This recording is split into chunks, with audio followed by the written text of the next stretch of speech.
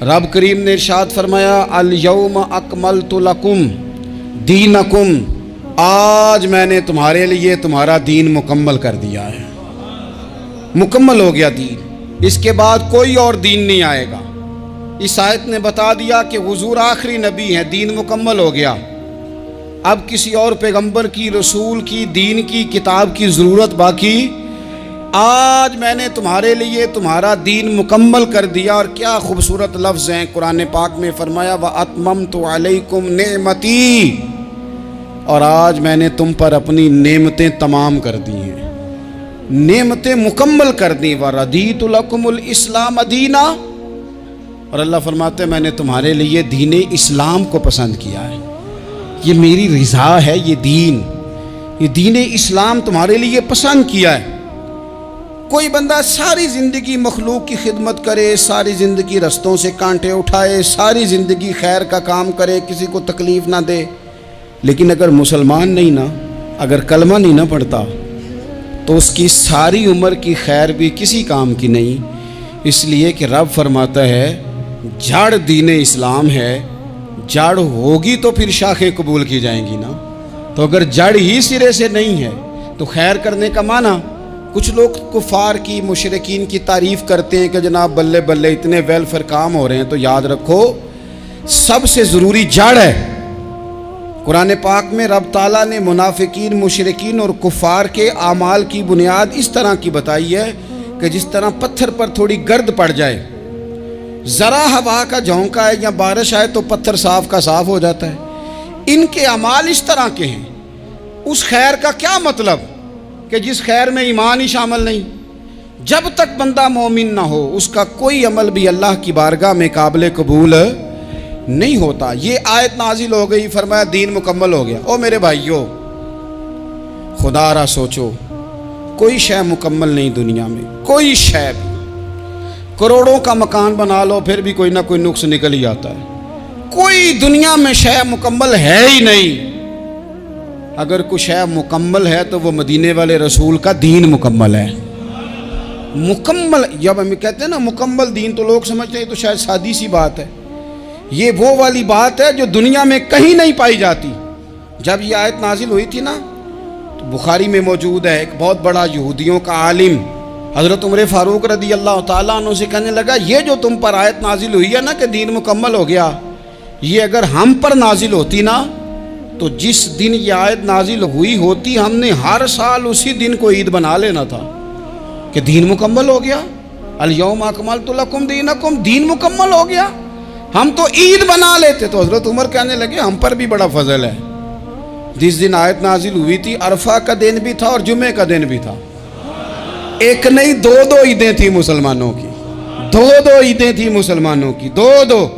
عزیز بھائی، دین مکمل اللہ نے دیا۔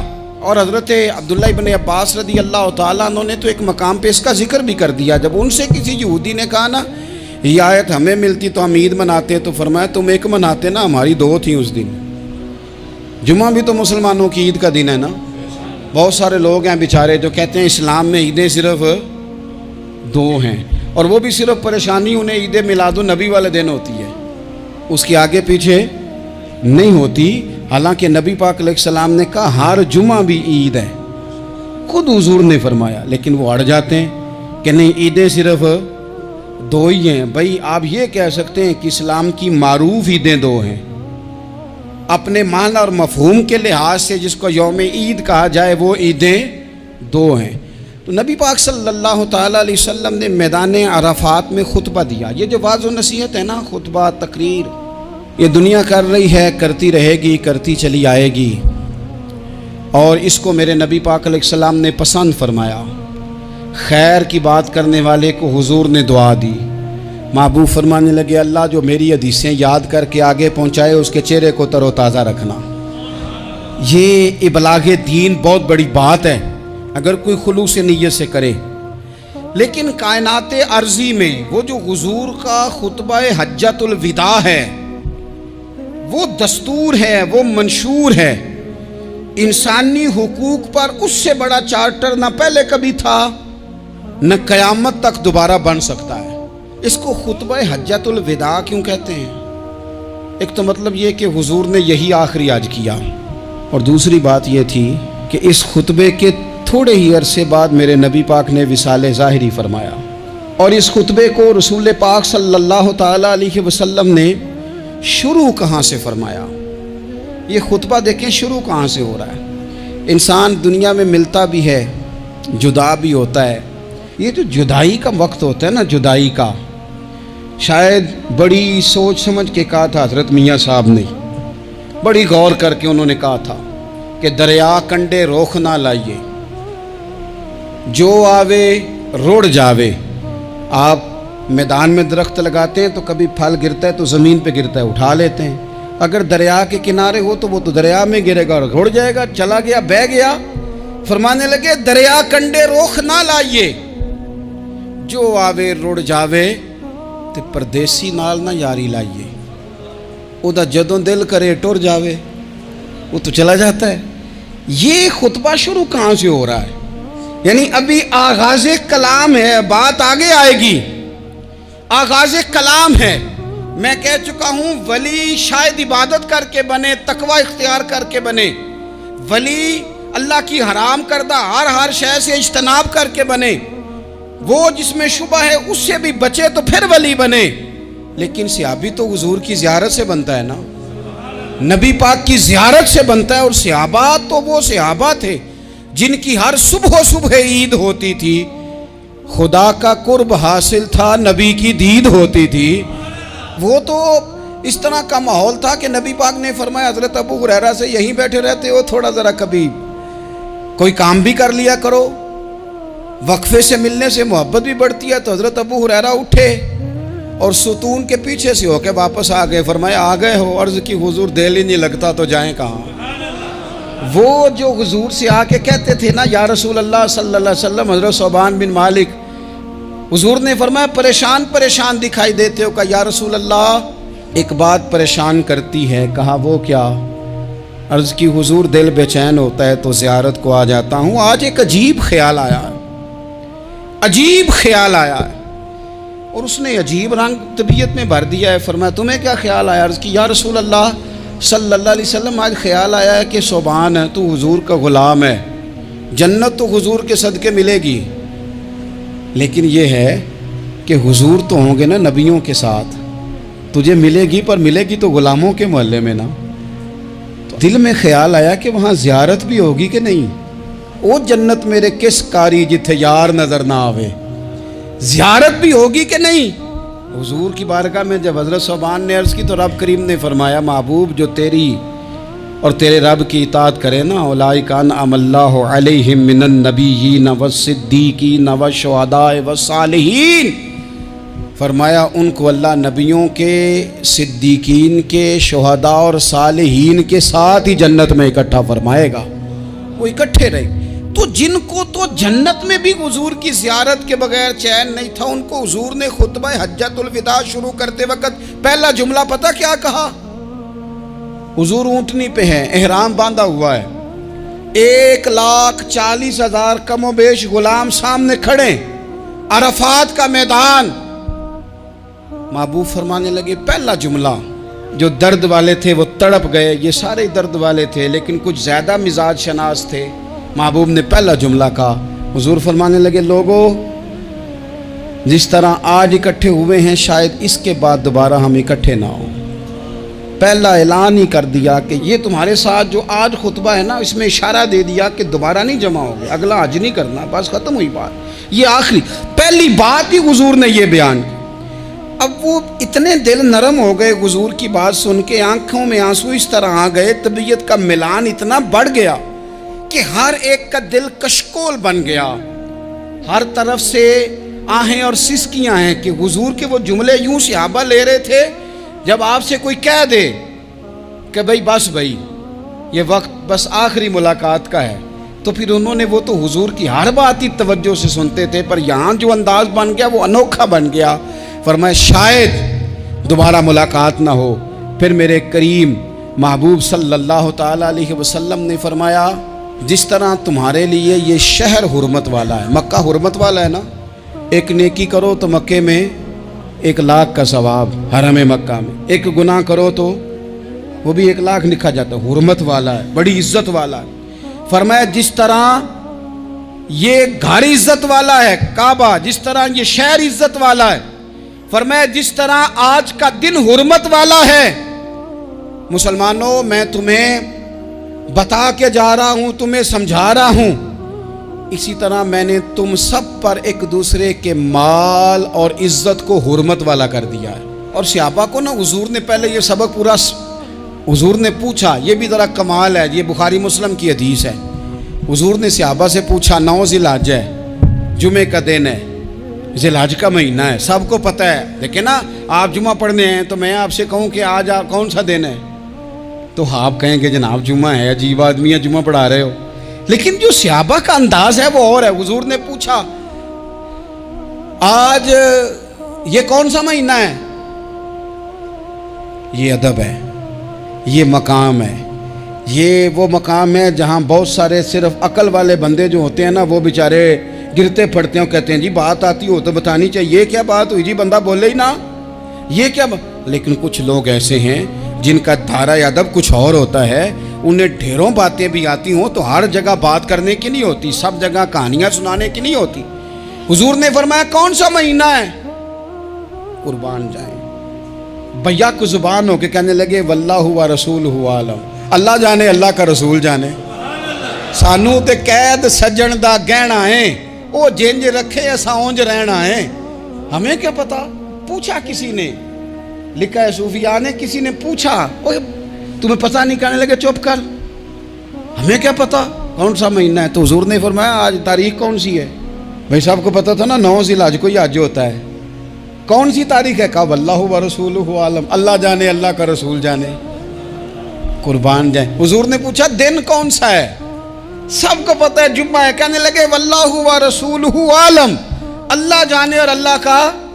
वो सहाबा बता क्यों नहीं रहे? तो अहले मोहब्बत कहते हैं सहाबा का जवाब ये था, हमें कोई महीनों से गरज है, हमें कोई दिन से गरज है, हमें कोई तारीख से गरज है। हाजियो आओ शहनशाह का रोजा देखो, काबा तो देख चुके, काबे का भी काबा देखो, हमें तो महबूब से गरज है। महीना था ज़िलहज का, अगर हुजूर कह देते ज़िलहज नहीं ज़ीक़ाद है तो हमने ज़ीक़ाद ही बना लेना था। तारीख थी 9, अगर हुजूर फरमा देते 11 है तो हमने 11 ही बना लेनी थी। दिन था जुमे का, अगर हुजूर कहते पीर है तो हमें क्या लगे, हमें तो महबूब की रज़ा चाहिए। आप देखें ना, एक सहाबी के हाथ ज़रा लंबे थे तो हुजूर ने फरमाया या ज़ुल यदैन, ओ लंबे हाथों वाले। उनसे कोई पूछता नाम क्या है तो कहते मेरा नाम है 2 हाथों वाला। ओ भाई मेरे भी 2 हैं, तू क्यों 2 हाथों वाला? कहने लगे ये नहीं मुझे पता, मुझे नबी पाक ने कहा 2 हाथों वाला। तो ठीक हो गई, जो हुजूर ने नाम रख दिया। तो हुजूर सैयद आलम ने पूछा, फिर हुजूर ने हुर्मत याद कराई, फरमाया याद रखो ये दिन भी बड़ी इज्जत वाला है, जुम्मे का है, ये महीना भी बड़ी हुर्मत वाला है, ज़िलहज का है, ये तारीख भी बड़ी हुर्मत वाली है। लेकिन फरमाया जिस तरह इस दिन की, इस शहर की, इस महीने की तुमने इज्जत करनी है, इसी तरह एक दूसरे के माल का, एक दूसरे की इज्जत का तुमने पास करना। मुसलमान भाइयों, खुदारा ये हुजूर कह रहे हैं यार, नबी पाक ने काबा के सामने खड़े होके फरमाया बैतुल्लाह तेरी बड़ी शान है, तेरा बड़ा मर्तबा है, लेकिन फरमाया मेरे मोमिन की इज्जत रब की नजर में काबे से भी ज्यादा है। हम कैसे बैठ के यार, हम कैसे जुर्रत करते हैं किसी की पगड़ी खोलने की कोने में बैठ के? हम अपने घर बैठ के किसी पर तबसरा कर गए, किसी बंदा मोमिन की इज्जत उछाल गए, बिल्कुल पता नहीं था बात का और हमने कहानी बना दी पूरी की पूरी, दास्तान सराई कर गए। सुबह से शाम तक हमारी गपशप का उन्वान क्या है? किसी न किसी का शिकवा, किसी न किसी की शिकायत, ये हमारी गपशप है। खुदारा हुजूर ने तो खुतबा हज्जतुल विदा में पहला सबक ये दिया था कि मेरे जाने के बाद एक दूसरे की इज्जत करना, और इसी खुतबे में एक जगह पे फरमाया ये ना हो कि मेरे जाने के बाद तुम एक दूसरे की गर्दनें मारने लग जाओ, एक दूसरे की इज्जतों का ख्याल करना, पास करना। मुसलमानों, मेरे अजीज़ भाइयों, बुज़ुर्गों, इज्जतों का दिफा शुरू करें। थोड़ी देर के लिए अपनी ज़ुबान लोगों के ऊपर तबसरा करने से कंट्रोल में लाएं। کچھ چیزیں ایسی، میں مختلف شہروں میں جاتا ہوں، جس شہر میں گئے وہاں لوگوں نے یہ کہا جناب یہاں جو مولانا ہے نا، بعض لوگ یہ باتیں بڑی چسکے لے کے سنتے ہیں، یہاں جو مولانا ہے نا وہ کچھ نہیں کرتے، آپ بڑے اچھے ہیں، یہاں جو پیر صاحب ہیں وہ بڑے گڑبڑ ہیں، آپ بڑے اچھے ہیں۔ تو میں ان سے کہتا ہوں کہ میں اس لیے اچھا ہوں کہ میں تھوڑی دیر کے لیے آیا ہوں، میں نے چلے جانا ہے، اور دوسری بات یہ کہ مجھے آپ جتنا مرضی اچھا کہہ لیں، میں نے رخصت ہو جانا ہے 2-3 گھنٹوں کے بعد۔ یہاں جس آدمی کا آپ شکوہ کر رہے ہیں نا، آپ اس کو جنازے کے لیے خبر کریں نہ کریں، اسے پتہ چل گیا نا محلے میں جنازہ ہو گیا، تو اسے کوئی کام بھی ہوا تو اس نے کہنا یار نہیں محلے میں فوتگی ہوگی، میں نے جنازہ پڑھانا ہے، اس نے جانا نہیں۔ تو کمزوریاں تو سب جگہ ہوتی ہیں، لیکن ان کمزوریوں کی وجہ سے آپس میں بغض پیدا کر لیا جائے گا۔ اور پھر کمال بات ہے نا کہ اپنی ساری کمزوریوں سمیت اپنے آپ سے پیار ہے، اپنے آپ سے محبت ہے، اور دوسرے کی ایک کا پتہ چل جائے تو ہمیں گھن آنے لگ جاتی۔ تو حضور نے خطبہ حجت الوداع کے موقع پر یہ بات ارشاد فرمائی۔ دوسرا حضور نے فرمایا لوگوں یاد رکھنا، یہ خطبہ حجت الوداع میں نبی پاک نے فرمایا، یہ حضور خطبہ دے رہے ہیں، اور اس وقت دے رہے ہیں جب حضور صحابہ کو بتا چکے ہیں کہ یہ آخری ملاقات ہے، جو دور دراز سے آئے ہیں ان کو بتایا ہے کہ یہ میری تمہاری جو مجلس ہے، جو محفل ہے، جو تم سے بات ہو رہی ہے، یہ آخری ہے۔ محبوب فرمانے لگے لوگوں یاد رکھنا قیامت قائم ہوگی۔ ان جملوں کا حسن ملاحظہ کر لیں۔ فرمایا قیامت قائم ہوگی، تم اپنے رب سے ملاقات کرو گے، اور فرمایا تمہارا رب تم سے تمہارے اعمال کے بارے میں پوچھے گا۔ یہ خطبہ حجت الوداع میں کریم نے فرمایا، صبح تم اٹھے کیا عمل کیا، اللہ پوچھے گا۔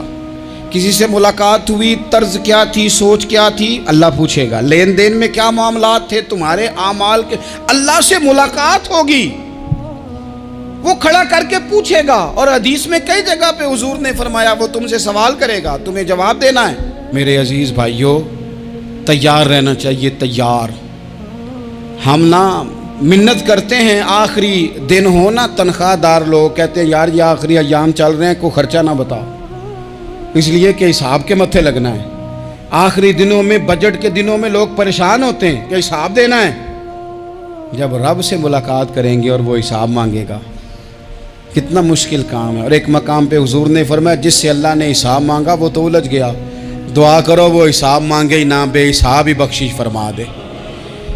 نبی پاک صلی اللہ تعالیٰ علیہ وآلہ وسلم نے ارشاد فرمایا اسی خطبہ حجت الوداع میں، حضور فرمانے لگے سن لو، میں نے تم تک اللہ تعالیٰ کا پیغام پہنچا دیا ہے۔ اب جس شخص کے پاس امانت رکھی ہو اس پر لازم ہے کہ وہ امانت اس تک پہنچا دے جو اس کا مالک ہے۔ ہم بہت سارے لوگ ایسے ہوتے ہیں ہمارے پاس امانتیں ہوتی ہیں، کچھ بھی نہ ہو تو کچھ لوگوں کے راز کی امانت ہوتی ہے، کچھ بھی نہ ہو تو کچھ لوگوں کی باتیں ہم تک پہنچ جاتی ہیں، وہ راز ہوتا ہے، وہ امانت ہوتی ہے۔ مجلس کی گفتگو بھی امانت ہے، لیکن ہم امانتوں کا خیال نہیں کرتے، خیانت ہو جاتی ہے۔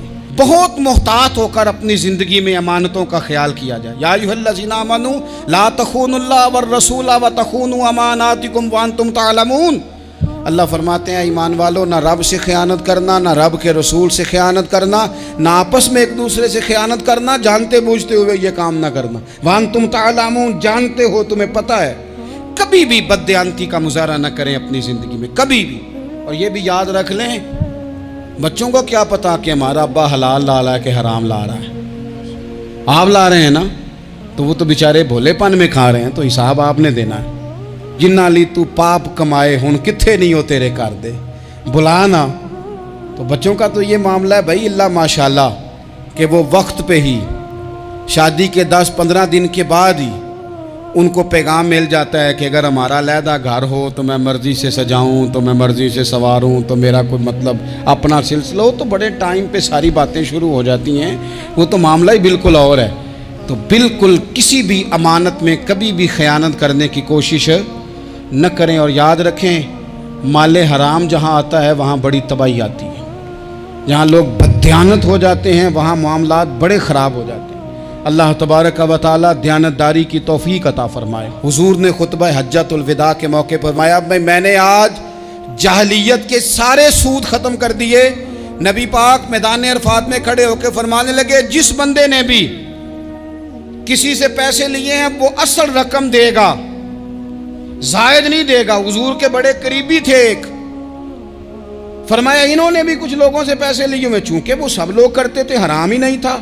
فرمایا میں ان کو بھی حکم دیتا ہوں کہ یہ اصل رقم وصول کریں گے، کسی سے ایک پائی بھی زیادہ وصول نہ کریں گے۔ نبی پاک صلی اللہ تعالیٰ علیہ وسلم نے خطبہ حجۃ الوداع میں ایک باریک بات حضور نے بھی، یہ آپ نے ضرور سمجھنی ہے، بالخصوص جو لوگ تھوڑا دین پر عمل کر رہے ہیں، جن کا لبادہ مذہبی ہو گیا، جنہیں لوگ حضرت صاحب، قاری صاحب، علامہ صاحب، مفتی صاحب، حاجی صاحب، بزرگوں کہہ کے بلاتے ہیں، وہ اس پر توجہ کریں۔ میرے نبی پاک صلی اللہ علیہ وسلم نے خطبہ حجۃ الوداع کے موقع پہ ارشاد فرمایا، لوگو شیطان اب مایوس ہو گیا ہے، وہ تم سے بتوں کی پوجا نہیں کرا سکے گا، ہاں وہ تمہیں چھوٹے چھوٹے گناہوں میں مبتلا کرے گا، وہ تم سے چھوٹے چھوٹے عیب کرائے گا، تم سمجھو گے یہ تو غلطی کوئی نہیں، فرمایا اس سے بچ کے رہنا۔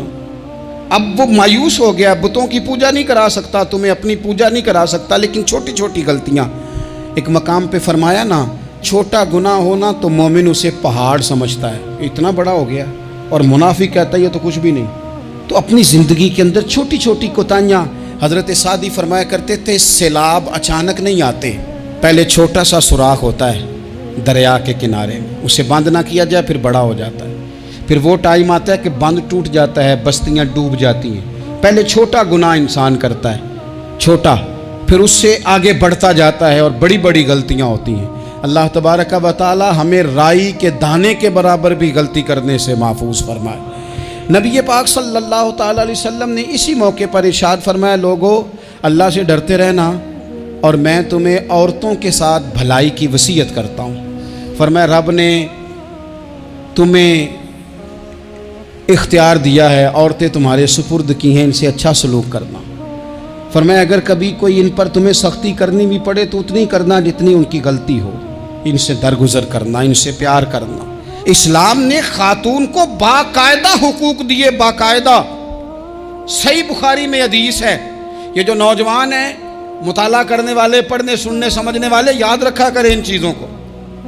حضرت بریرہ رضی اللہ تعالیٰ عنہ حضرت عائشہ صدیقہ کی کنیزہ ہیں، حضرت مغیث رضی اللہ تعالیٰ عنہ ایک صحابی ہیں، ان کی وہ اہلیہ ہیں، وہ اپنے خامد سے علیحدگی چاہتی تھی، ان کے خامد بڑی محبت کرتے تھے، علیحدہ ہونا نہیں چاہتے تھے، خاتون رہنا نہیں چاہتی تھی۔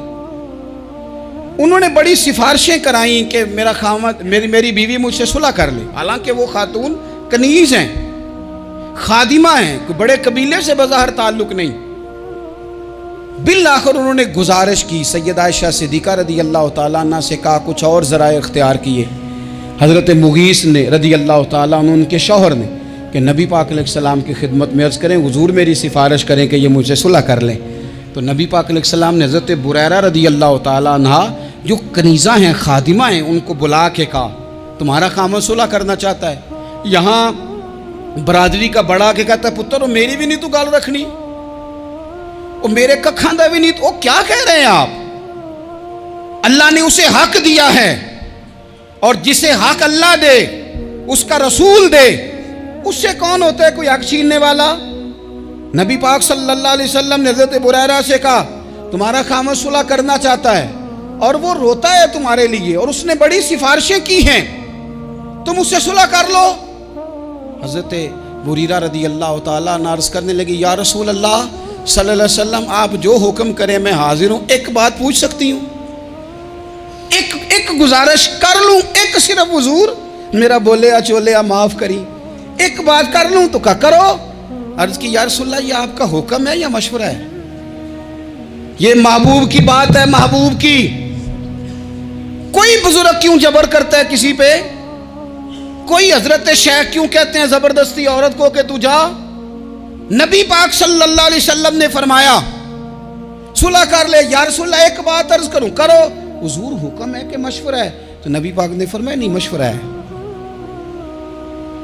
تم عاقلہ ہو، بالغہ ہو، اسلام تمہیں با اختیار کرتا ہے، چاہو تو رہو، چاہو تو خلا لے لو۔ عرض کرنے لگی حضور اگر مشورہ ہے تو پھر میں مغیث سے صلح نہیں کرنا چاہتی۔ میرے محبوب نے فرمایا تو جس حال میں راضی ہے میں بھی راضی ہوں۔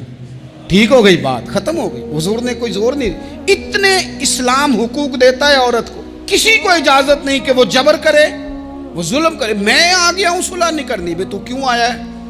تو نے وقت گزارنا ہے، جانے وہ خاوند کس طرح کا ہو۔